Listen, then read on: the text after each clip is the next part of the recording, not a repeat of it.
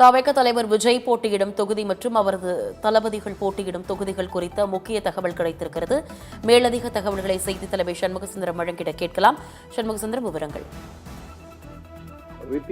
தமிழக வெற்றி கழகம் தற்போது முதல் முறையாக சட்டமன்ற தேர்தலை சந்திக்க இருக்கிறது. அதற்கான ஏற்பாடுகள் தற்போது நடைபெற்று வருகிறது. நேற்று கூட வாட்ஸ்அப் மூலமாக அக்கட்சியினுடைய பொதுச் செயலாளர் ஆனந்த் தன்னுடைய மாவட்ட செயலாளர்கள் 132 மாவட்ட செயலாளர்கள் இருக்கிறார்கள். அந்த கட்சிக்கு 120 மாவட்ட செயலாளர்கள் பங்கேற்ற அந்த கூட்டத்திலே கூட்டணி வைக்கலாமா வேண்டாமா என கேட்டிருக்கிறார்கள். அதிலே 90 பேர் கூட்டணி வைக்க வேண்டும் என்றும் 30 பேர் தனியாக போட்டியிட்டால் தான் ஜெயிக்க முடியும் என்றும் கூறியிருக்கிறார்கள். மீதம் 12 பேர் வரவில்லை. ஆனால் ஒட்டுமொத்தமாக கூட்டணி வைத்தால்தான் தவிக அடுத்த கட்டமாக நகரும் என்ற வகையிலே பலரும் நம்பிக்கை தெரிவித்திருப்பதால் கூட்டணி வைப்பது குறித்து விஜய் விரைவிலே முடிவெடுத்து அறிவிக்க இருக்கிறார். எனவே தற்போது என்டிஏ கூட்டணியில் அதிமுக தலைமையிலான என்டிஏ கூட்டணியில் இடம்பெறப் போகிறாரா அல்லது வேறு யாருடன் கூட்டணி வைக்கப் போகிறாரா என்ற ஒரு கேள்வி பெரிதாக எழுந்திருக்கிறது. ஆனால் விஜய் இன்று வரை மௌனத்தில் தான் இருக்கிறார். ராமதாஸ் சசிகலாவுடன் சேர்ந்து கூட்டணியா, தனி கூட்டணியாக, அல்லது அதிமுக தலைமையிலான என்டிஏ கூட்டணியா அல்லது தனித்து போட்டியா என்பதுதான் தற்போது மிகப்பெரிய கேள்வி. ஆனால் தற்போது 234 தொகுதிகளும் போட்டியிட்டு வெல்லக்கூடிய அளவுக்கு தவிகவின் வீச்சு இருக்கிறதா என்பது அவர்களுக்கே சந்தேகம் வந்தது போல்தான் தற்போது வெளிவரும் தகவல்கள் வந்து கொண்டிருக்கின்றன. எனவே விஜயை பொறுத்த மட்டிலே தற்போது அவர் எடுக்கும் முடிவுதான். அவர் என்ன முடிவு எடுக்கப் போகிறார் என்றால், தற்போது அதிமுக தலைமையிலான கூட்டணியிலே அவருக்கு எவ்வளவு இடங்கள், 90 இடங்கள் என்று கேட்டிருக்கிறார், 60 இடங்கள் என்று வந்திருக்கிறது. பிறகு 40, 30, 20 என்ற அளவுக்கு வந்துவிட்டார்கள். ஆனால் தற்போது 35 40 இடங்களுக்கு கொடுத்து குறிப்பிட்ட ஆட்சிக்கு வந்தால் குறிப்பிட்ட இடங்கள் அமைச்சர் பொறுப்புகள் வழங்கப்படும் என்ற வகையில் பேசியிருக்கிறார்களாம். ஆனால் இதுவரை அஇஅதிமுக அதற்கு ஓகே சொல்லவில்லை. இது பாஜக மூலமாக தான் இந்த டீலிங் நடந்து கொண்டிருக்கிறது. இது ஒரு பக்கம் நடந்து கொண்டிருக்கும் நிலையில் தற்போது விஜய் தன்னுடைய கட்சியின் வேட்பாளரை நேர்காணலுக்கு அழைத்து கிட்டத்தட்ட 120 தொகுதிகளுக்கான வேட்பாளர்களை முடிவு செய்திருக்கிறார். ஆனால் தற்போது கூட்டணி என்பது கிட்டத்தட்ட முடிவாகிவிட்டதால் கூட்டணி என்று வந்தால் இதில் பல தொகுதிகளில் போட்டியிடுவதற்கான வாய்ப்பு அவர்களுக்கு கிடைக்காது. எனவே தற்போதைக்கு நமக்கு கிடைத்த தகவலின் அடிப்படையிலே 30 இடங்களுக்கான வேட்பாளர் இடங்களை மட்டும் நாம் அறிவிக்க இருக்கிறோம். அதிலே யாருக்கு வாய்ப்பு என்று உத்தேசப்பட்டியல் கிடைத்திருக்கிறது, அதை தான் போட போகிறோம். இதிலே பல தொகுதிகள் கூட்டணி கட்சிகளுக்கு கூட்டணிக்கு சென்றால் அந்த தொகுதியில் இவர்கள் கிடைக்காமல் போகலாம். ஆனால் இந்தந்த தொகுதியில் போட்டியிடுவதற்கான அழுத்தம் அதிகமாக கொடுக்கப்படும் என்ற வகையிலே தவிகவில் போட்டியிடக்கூடிய 30 தொகுதிகளுக்கான தொகுதி பட்டியல் நமக்கு கிடைத்திருக்கிறது. குறிப்பாக விஜய் 2 தொகுதிகளில் போட்டியிட போகிறார். விஜய் ஏற்கனவே அவருக்கு ராசியாக வி சென்டிமெண்ட் ராசி இருந்தது என்று கூறியிருந்தார்கள். ஆனால் தற்போது வி சென்டிமெண்ட் எல்லாம் இல்லை என்ற வகையில் தற்போது 2 தொகுதிகளுக்கு விஜய் போட்டியிட தயாராக இருக்கிறார். சென்னையிலே பெரம்பூர், திருச்சி கிழக்கு, இந்த 2 தொகுதிகளிலும் விஜய் போட்டியிடுவதற்கான வாய்ப்புகள் அதிகம் இருக்கிறது. பெரம்பூரில் ஏற்கனவே அவருடைய கட்சியின் தொண்டர்கள், நிர்வாகிகள் எல்லாம் பிரச்சாரத்தையே தொடங்கும் அளவுக்கு தற்போது மும்முரமாக செயல்பட்டுக் கொண்டிருக்கிறார்கள். எனவே பெரம்பூர் தொகுதியில் விஜய் நிற்பது என்பது கிட்டத்தட்ட 99.99% சரியே என்று கூறலாம். அந்த அளவுக்கு தயாராகிவிட்டார். அதே போன்று திருச்சி கிழக்கிலும் அவருடைய சர்வே எடுத்திருக்கிறார்கள். அந்த தொகுதியில் கணிசமான அவருக்கான ரசிகர்கள், அவரை கிறிஸ்துவர் வாக்குகள் இருப்பதால் தமக்கு வெற்றி வாய்ப்பு உறுதி என விஜய் நம்புகிறாராம். எனவே திருச்சி கிழக்கு, பெரம்பூர் ஆகிய 2 தொகுதிகளிலும் விஜய் இந்த முறை சட்டமன்ற தேர்தலில் போட்டியிட வாய்ப்பு இருக்கிறது. ஆனால் கூட்டணி வைத்தால் இது இந்த இடம் கிடைக்குமா என தெரியல. ஆனால் இந்த இடத்தில் தான் போட்டியிடுவது என்பதில் விஜய் கிட்டத்தட்ட உறுதியாக இருக்கிறார் என்ற தகவல் நமக்கு கிடைத்திருக்கிறது. எனவே இந்த தொகுதியை அவர் டிக்கெடுத்து நான் அங்கு போட்டியிட்டால் என்ற வகையிலே பெரம்பூர் வட்டத்தில் உள்ள நிர்வாகிகள் அனைவரும் அழைத்து தனியாக விஜயை பேசியிருக்கிறார். இதுவும் விஜய் அங்கு போட்டியிடப் போகிறார் என்பதை உறுதி செய்திருக்கிறது என்றே கூறலாம். அதே போன்று திருச்சி கிழக்கு தொகுதி நிர்வாகிகளிடம் தொடர்ந்து அவர் பேச்சு நடத்தி கொண்டிருக்கிறார் என்பதால் நிச்சயமாக இந்த 2 தொகுதியிலும் விஜய் நேரடியாக களமிறங்குவதற்கு வாய்ப்பு இருக்கு என்பது மட்டும் உறுதியாக நாம் சொல்லலாம். அடுத்ததாக அடுத்த தொகுதியிலே நாம் யாரை பார்க்க போகிறோம் என்றால் தியாகராய தொகுதி. அதாவது என் ஆனந்த், அந்த கட்சியினர் புஷி ஆனந்த் என்று அழைக்கப்படுகின்ற என் ஆனந்த், அந்த கட்சியினுடைய பொதுச் செயலாளர். இவரும் ஏற்கனவே அந்த தியாகராய நகர் தொகுதியிலே தனது பரப்புரையை தொடங்கிவிட்டார். சில தினங்களுக்கு முன் கூட இந்த வீட்டு சிலிண்டர்கள் பிரச்சனை வந்தவுடன் எலக்ட்ரிக் குக்கர் 1000 பெண்களை அழைத்து எலக்ட்ரிக் குக்கரை வழங்கியிருக்கிறார். இவரை நேரடியாக சென்று 1000 பெண்களுக்கு எலக்ட்ரிக் குக்கர் வழங்கியிருக்கிறார். எனவே இலவசம் கூடாது, இலவசம் என்று வேண்டாம் என்று கூறியவர்கள் தற்போது இலவசமாக பொருட்களை வழங்கி தன்னுடைய பரப்புரையும் தொடங்கியிருக்கிறார் என் ஆனந்த். இவர் புதுச்சேரியை சேர்ந்த புஷி தொகுதியில் ஏற்கனவே இருந்திருக்கிறார். ஆனால் தற்போது தியாகராய நகரி தொகுதியை குறிவைத்து களமிறங்கியிருக்கிறார். ஆனால் இந்த தொகுதி கூட்டணிக்கு சென்றால் இந்த தொகுதி அவருக்கு கிடைக்குமா என்பது மிகப்பெரிய கேள்விக்குறி. ஆனால் தற்போதே அவர் களப்பணிகளில் ஈடுபட தொடங்கிவிட்டார் என்ற தகவல் நமக்கு கிடைத்திருக்கிறது. அடுத்ததாக எந்த தொகுதியை நாம் பார்க்க போகிறோம் என்றால் வில்லிவாக்கம் தொகுதி. அடுத்தது விஜயின் முக்கியமான தல கர்த்தாக்களில் ஒருவர், தளபதியாக செயல்பட்டுக் கொண்டிருக்கும் ஆதவ் அர்ஜுனா. இவர் வில்லிவாக்கம் தொகுதியிலே களமிறங்குவது என உறுதி செய்து தன்னுடைய பணிகளை அங்கு தொடங்கி இருக்கிறார். எனவே வில்லிவாக்கம் தொகுதியில் ஆதவ் அர்ஜுனா போட்டியிட இருக்கிறார். இவரும் விஜயின் மிக முக்கியமான தளபதிகளில் ஒருவர். தற்போது இவருடைய சர்ச்சை பேச்சுகள் தான் பெரும் வைரலாக வலம் வந்து கொண்டிருக்கிறது சமூக வலைதளங்களில். எனவே ஆதவ் அர்ஜுனா வில்லிவாக்கம் தொகுதியிலே களம் காண போகிறார்.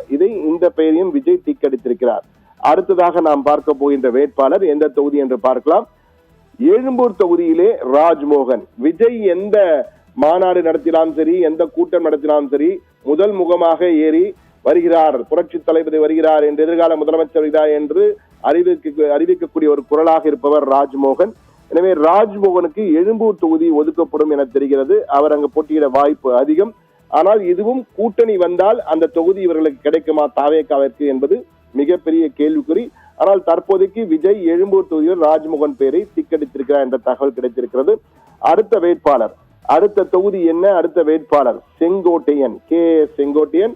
இவர் கோபிச்செட்டிப்பாளையம் தொகுதியினுடைய முடிசூடா மன்னனாக இருப்பவர். எனவே மீண்டும் கோபிச்செட்டிப்பாளையம் தொகுதியில் அவர் போட்டியிட போகிறார் என்பதில் மாற்று கருத்தில்லை. அவர் எந்த கட்சியில் இருந்தாலும் அந்த தொகுதியில் தான் போட்டியிடுவார். எனவே இந்த முறையும் மீண்டும் அவர் கோபிச்செட்டிப்பாளையத்தில் களமிறங்குகிறார் செங்கோட்டையன் தாவேகா சார்பிலே. இது உறுதிப்படுத்தப்பட்ட தகவல். அடுத்ததாக அடுத்த வேட்பாளர் யார்? திருப்பரங்குன்றம் தொகுதி, மதுரை திருப்பரங்குன்றத்திலே நிர்மல்குமார். நிர்மல்குமார் திருப்பரங்குன்றம் தொகுதிக்கு அடிக்கடி சென்று வருகிறார். அது மட்டுமல்ல, அங்கிருந்த நிர்வாகிகளுடன் தொடர்ந்து இணைப்பிலே இருக்கிறார். எனவே அந்த வகையில் தற்போது திருப்பரங்குன்றம் தொகுதி கிடைத்தால் நிச்சயமாக நிர்மல்குமார் தாவேகா சார்பிலே களமிறங்குகிறார். இந்த தொகுதியும் விஜய் டிக்கெடித்திருக்கிறார். ஆனால் இந்த தொகுதியும் கூட்டணி என்று வந்தால் கிடைக்குமா என்பது கேள்விக்குறி. ஆனால் இந்த தொகுதியை கேட்டு பெற வேண்டும், அழுத்தம் கொடுக்க வேண்டும் என்றால் தாவேகா விஜய்க்கு அதிக ஆதரவு உள்ள தொகுதியில் ஒன்றாக திருப்பரங்குன்றம் இருப்பதாக பேசப்படுகிறது. எனவே இந்த தொகுதியில் நிச்சயமாக நிர்மல்குமார் களமிறங்குவதற்கு வாய்ப்புகள் அதிகம். ஆனால் உத்தேச வேட்பாளர் பட்டியல் தான் இது. எனவே உத்தேச வேட்பாளராக திருப்பரங்குன்றத்தில் நிர்மல்குமார் களமிறங்க வாய்ப்பு அதிகம் என்பதை பார்க்கிறோம். அடுத்ததாக எந்த தொகுதி என்றால் திருச்செங்கோடு தொகுதி, நாமக்கல் மாவட்டத்தில் உள்ள திருச்செங்கோடு தொகுதி. இதில் அருண்ராஜ், இவரும் விஜயினுடைய மிக முக்கியமான தல கர்த்தாக்களில் ஒருவர் அருண்ராஜ். எனவே இவர் திருச்செங்கோடு தொகுதியில் ஏற்கனவே நாம் பார்த்திருப்போம். ஆனந்துடன் சென்று, பொதுச்செயலர் ஆனந்துடன் சென்று இவர் களப்பணிகளில் நிறைய பரப்புரைகள் அங்கு நடத்தியிருக்கிறார். திருச்செங்கோடு தொகுதியில் தான் வேட்பாளர் என்று கூறியே பல இடங்களில் பிரச்சாரமும் செய்திருக்கிறார். எனவே நிச்சயமாக திருச்செங்கோடில் களமிறங்க வாய்ப்பு. ஆனால் இதுவும் இந்த தொகுதியும் ஒரு சர்ச்சைக்குரிய தொகுதி. என்னவென்றால் கூட்டணி அமைந்தால் நிச்சயமாக இந்த தொகுதியை அதிமுக பாஜக போன்றவை விட்டுக் கொடுக்குமா என்பது மிகப்பெரிய கேள்விக்குறி. ஆனால் இந்த தொகுதியை டிக்கெடுத்து வைத்திருக்கிறார் அருண்ராஜுக்காக விஜய். நிச்சயமாக இதை கேட்டு பெறுவார் என்று எதிர்பார்க்கலாம். அடுத்ததாக திருச்செங்கோடு தொகுதியிலிருந்து அடுத்த தொகுதி என்னவென்றால் திருவொற்றியூர் தொகுதி. சென்னையில் உள்ள திருவொற்றியூர் தொகுதி.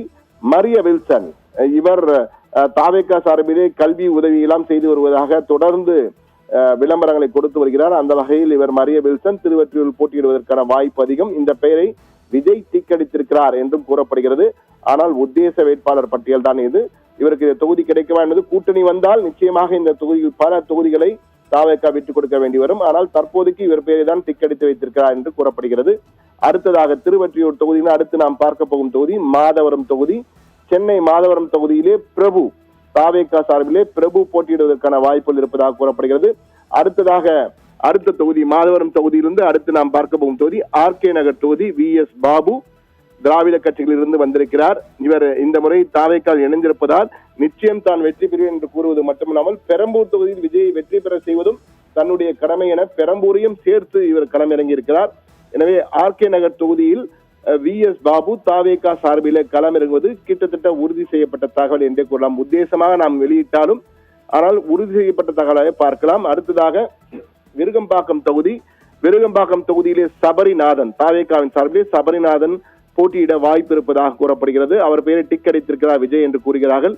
ஆனால் இந்த தொகுதியும் கூட்டணி கட்சிகள் விட்டுக் கொடுக்குமா? ஒருவேளை கூட்டணிக்கு சென்றால், NDA கூட்டணிக்கு சென்றால் அந்த தொகுதி அவருக்கு கிடைக்குமா என்பது மிகப்பெரிய கேள்விக்குறிதான். விருகம்பாக்கம் தொகுதியிலே போட்டியிட வாய்ப்பு இருக்குமா என பார்க்க வேண்டும். அதே போன்று அடுத்ததாக சோழிங்கநல்லூர் சரவணன், தாவேகா சரவணன் நன்கு அறியப்பட்ட முகம்.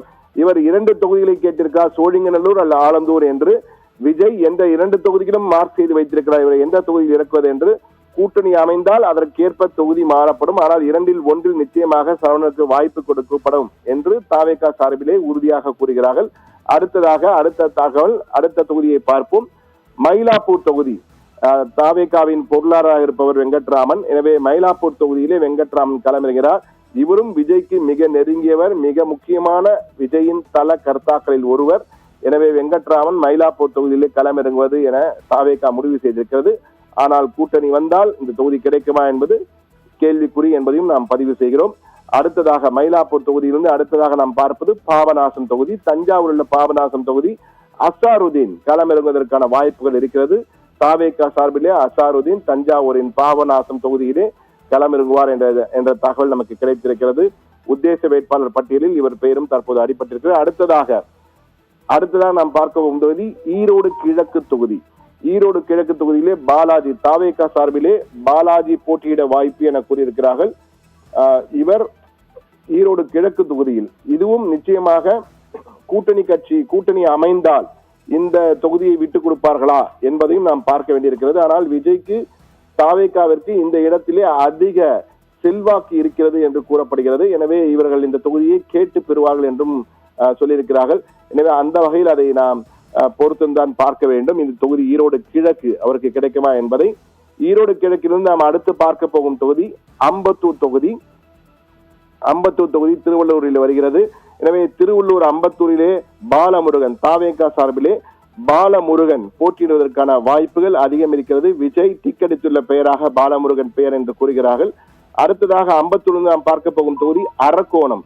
அரக்கோணம் தொகுதியிலே காந்திராஜ், ராணிப்பேட்டை மாவட்டத்தில் உள்ள அரக்கோணம் தொகுதியிலே காந்திராஜ் தாவேகா சார்பிலே வேட்பாளராக களமிறக்கப்படுவார் என்ற தகவல் நமக்கு கசிந்திருக்கிறது. தாவேகாவின் தலைமையகமான பனையூரில் இருந்து அந்த தகவலை தற்போது நாம் பகிர்ந்து கொண்டிருக்கிறோம். அரக்கோணத்திலிருந்து நாம் பார்க்க போது திருக்கோவிலூர் தொகுதி. திருக்கோவிலூர் தொகுதியிலே பொன்முடி எம்எல்ஏ ஆக இருந்த தொகுதி. எனவே அவருடைய தொகுதியிலே விழுப்புரம் மாவட்டத்தில் பரணி பாலாஜி, தாவேகா சார்பிலே பரணி பாலாஜி களமிறங்குவதற்கு வாய்ப்பு இருக்கிறது. அடுத்ததாக நாம் பார்க்க போது தாவேகா கட்சியிலே இணைந்த முன்னாள் அமைச்சர் ஒருவர் கூப்பா கிருஷ்ணன், தாவேகாவிலே ஸ்ரீரங்கம் தொகுதி, திருச்சி ஸ்ரீரங்கம் தொகுதியிலே கூப்பா கிருஷ்ணன், அவருடைய சமுதாய வாக்குகள் அதிகம் இருக்கின்ற தொகுதி ஒன்றாக கூறப்படுவது இந்த ஸ்ரீரங்கம் தொகுதி. எனவே ஸ்ரீரங்கம் தொகுதியிலே, திருச்சி ஸ்ரீரங்கம் தொகுதியில் கூப்பா கிருஷ்ணன் தாவேகா சார்பிலே களமிறங்கும் வாய்ப்புகள் மிக மிக அதிகம் என்று கூறப்படுகிறது. அதிலிருந்து அடுத்த நாம் பார்க்க போகும் தொகுதி தென் மாவட்டத்தில் மிக முக்கியமான தொகுதி ஒன்றான நாகர்கோவில் தொகுதி. கன்னியாகுமரியின் நாகர்கோவில் தொகுதியில் மாதவன், தாவேகா சார்பிலே மாதவன் களமிறங்குவதற்கான வாய்ப்புகள் இருக்கிறது. அடுத்ததாக கரூர், மிக முக்கியமான கரூர் தொகுதி. விஜயின் அரசியல் பணத்தில் காமு காப்பி என்று பிரிப்பார்கள், கரூருக்கு முன் கரூருக்கு பின் என்று. அத்தகைய பிரச்சனை நடந்த சம்பவம் தொகுதி கரூர் தொகுதி. அந்த தொகுதியினுடைய மாவட்ட செயலாளர் இருப்பவர் தாவேகாவின் சார்பிலே மதி அழகன். இவர் மீது வழக்கும் பதிவு செய்யப்பட்ட அந்த சம்பவம் தொடர்பாக, அந்த சோக சம்பவம் தொடர்பாக மதி அழகனுக்கு அந்த இடம் கொடுக்கப்படும். எனவே கரூர் தொகுதியில் மதி அழகன் களமிறங்க இருக்கிறார் என்ற தகவலையும் தற்போது கொடுக்கிறோம். அடுத்ததாக திருமயம் தொகுதி, மதுரை திருமகம், புதுக்கோட்டை திருமயம் தொகுதி சிந்துஜா தாவேகா சார்பிலே சிந்துஜா களமிறங்க வாய்ப்பு திருமயம் தொகுதியிலே. சிந்துஜாவிலிருந்து அடுத்ததாக நாம் சேலம் தெற்கு தொகுதியில் யார் என்று பார்ப்போம். சேலம் தெற்கு தொகுதியிலே பார்த்திபன், தாவேகா சார்பிலே பார்த்திபன் முன்னணி கள வீரராக இருக்கிறார். எனவே பார்த்திபன் சேலத்திலே களமிறங்க வாய்ப்பு என அவர் பெயரை டிக் செய்திருக்கிறார் விஜய் என்ற தகவல் வந்திருக்கிறது. அடுத்ததாக புதுக்கோட்டை தொகுதி, புதுக்கோட்டையில் மாவட்டத்தில் புதுக்கோட்டை தொகுதியில் பர்வேஷ், தாவேகா சார்பிலே பர்வேஷ் களமிறங்குவதற்கான வாய்ப்புகள் இருக்கிறது. அடுத்ததாக கன்னியாகுமரி மாவட்டம் குளச்சல் தொகுதியில் பிரேம், குளச்சல் தொகுதியில் தாவேகா சார்பிலே பிரேம் களமிறங்க வாய்ப்பு இருக்கிறது. அதே போன்று கோவை வடக்கு, அடுத்ததாக கோவை வடக்கு தொகுதியிலே சம்பத்குமார், தாவேகா சார்பிலே சம்பத்குமார் பெயரை டிக் செய்திருக்கிறார்கள். இந்த தொகுதியை எப்படியும் கேட்டு பெற வேண்டும் என்று உறுதியாக இருக்கிறார் விஜய் என கூறப்படுகிறது. கூட்டணி அமைந்தால், தனியாக போட்டியினால் நிச்சயமாக இவருக்கு வாய்ப்பு அதிகம் என கூறப்படுகிறது. தஞ்சாவூர் தொகுதியிலே அடுத்ததாக நாம் பார்ப்பது தஞ்சாவூர் தொகுதியில் சரவணன் என்பவர் களமிறங்கிறார். அதே போன்று அடுத்ததாக அரியலூர் தொகுதியிலே சிவகுமார், அரியலூர் தொகுதியில் சிவகுமார் தாவேகா சார்பிலே களமிறங்க வாய்ப்பு என கூறப்படுகிறது. அதே போன்று தருமபுரி தொகுதியில் சிவன் தாவேகா சார்பிலே களமிறங்கலாம். இவரும் தாவேகா சார்பில் முன்னணி கள வீரராக இருப்பவர். எனவே நிச்சயமாக இவருக்கு அந்த இடத்தை டிக் செய்திருக்கிறார் விஜய். ஆனால் இந்த இடம் கூட்டணி அமைந்தால், கூட்டணி சென்றால் நிச்சயமாக இந்த இடத்தை கூட்டணி கட்சியினும் பெற முயற்சிப்பார்கள். எனவே கடும் போட்டி நிலவும். ஆனால் விஜய் இந்த இடத்தை கேட்டு பெறுவார் என்றும் கூறப்படுகிறது. அடுத்ததாக அணைக்கட்டு தொகுதி, வேலூர் மாவட்டத்தில் உள்ள அணைக்கட்டு தொகுதி, வேல்முருகன் தாவேகா சார்பிலே வேல்முருகன் போட்டியிடுவதற்கு வாய்ப்புகள் இருப்பதாக கூறப்படுகிறது. அதே போன்று கோவையிலே கிணத்துக்கடவு தொகுதி, விக்னேஷ் தாவேகா சார்பில். இந்த தொகுதியும் அஇஅதிமுக கூட்டணி சென்றால் நிச்சயமாக அஇஅதிமுக இந்த தொகுதியை விட்டுக் கொடுக்காது. எனவே அவர்கள் வெற்றி பெறுகின்ற தொகுதியாக அவர்கள் நம்பிக்கையோடு இருக்கின்ற தொகுதிகள் ஒன்று. எனவே நிச்சயமாக கூட்டணி இருந்தால் இந்த தொகுதி கிடைப்பது கடினம். ஆனால் கூட்டணி இருந்து இல்லாவிட்டால் நிச்சயமாக கிணத்துக்கடவிலே விக்னேஷ் களமிறங்க வாய்ப்பு அதிகம் இருப்பதாக தெரிகிறது. அதுக்கு அடுத்ததாக நாம் பார்ப்பது மதுரை மாவட்டத்தின் மதுரை மேற்கு தொகுதி, விஜய் அன்பன். பெயரே விஜய் அன்பனாக இருக்கிறது. எனவே அந்த பெயரை விஜய் டிக் செய்திருக்கிறார். மதுரை மேற்கு தொகுதி, மதுரை மேற்கு விஜய் அன்பன் போட்டியிடுவதற்கான வாய்ப்புகள் அதிகம் இருப்பதாக கூறப்படுகிறது. எனவே விஜயினுடைய முதற்கட்ட இந்த உத்தேச வேட்பாளர் பட்டியலை நாம் பார்த்தோம். மீண்டும் ஒருமுறை விஜயின் முக்கிய தலக்கர்த்தாக்கள், விஜய் 2 தொகுதியில் போட்டியிடுகிறார்.